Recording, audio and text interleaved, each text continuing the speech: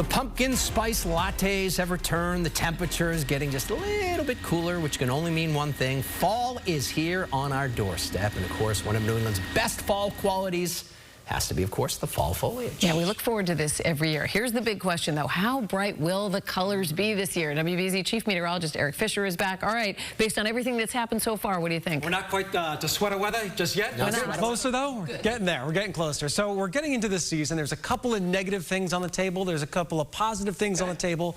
Usually how a season goes around here. We went to the source. Love talking to Jim Salge. He is the expert at Yankee Magazine. Comes out with his outlook. He walks the woods, feels the air, reads the tea leaves. Here's what he had to say. We had a long conversation earlier on today. Northern New England is very dry right now, and that drought stress is starting to show up, especially on ledges and in roadsides. So people are starting to see fall color already. What we don't want is for this to progress too much further. We don't want a lot of days where it's really hot and really dry. But this beech leaf disease has shown up in the last 2 or 3 years, and it's spread more rapidly than any pathogen we've seen. This might be the last year for that glowing understory ever.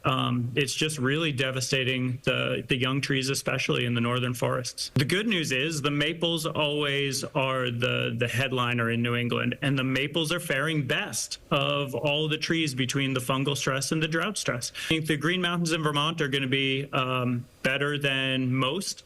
I think people should plan to go earlier rather than later compared to the historical averages. So I mean, starting in late September in northern Vermont is going to be probably your best foliage of the year.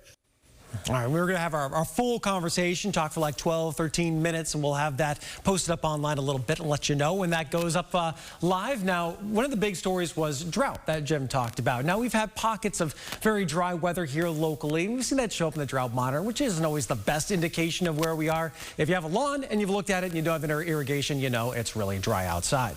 But it's been exceptionally dry in northern New England. Jim was actually mentioning he had a fly fishing trip up in the interior of Maine plant, canceled it because the river's so low, the fish aren't in it.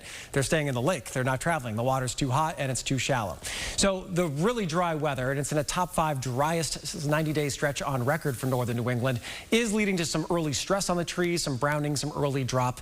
The whole season started with tree fungus because it was so wet in May. We all remember that one.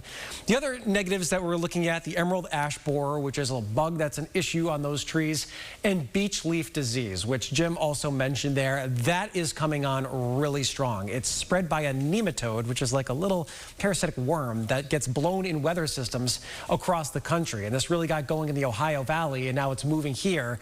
And if you caught it in Jim's soundbite there, he talked about 40 to 50% mortality. They're expecting half of all the beech trees in New England to die in the next few years because of this. So this is a big change for our forests. And then we also had that dry summer, which means an earlier start up north. We've also had some cooler nights recently.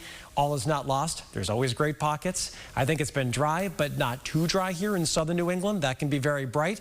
Expect nice areas, and I mentioned Vermont is a little less dry, and the maples have been the least affected by all the other things, so they should still have a great show. And really in New England, we're known for our maple trees. So our peak foliage usually occurs late September to early October in the high terrain, spreads down into much of central and interior southern New England as we head toward early and middle October, and then late October closer to the coastline and down across Connecticut and Rhode Island, and a little bit later down toward Cape Cod. So we'll see how the show goes this year, but that's what we're watching.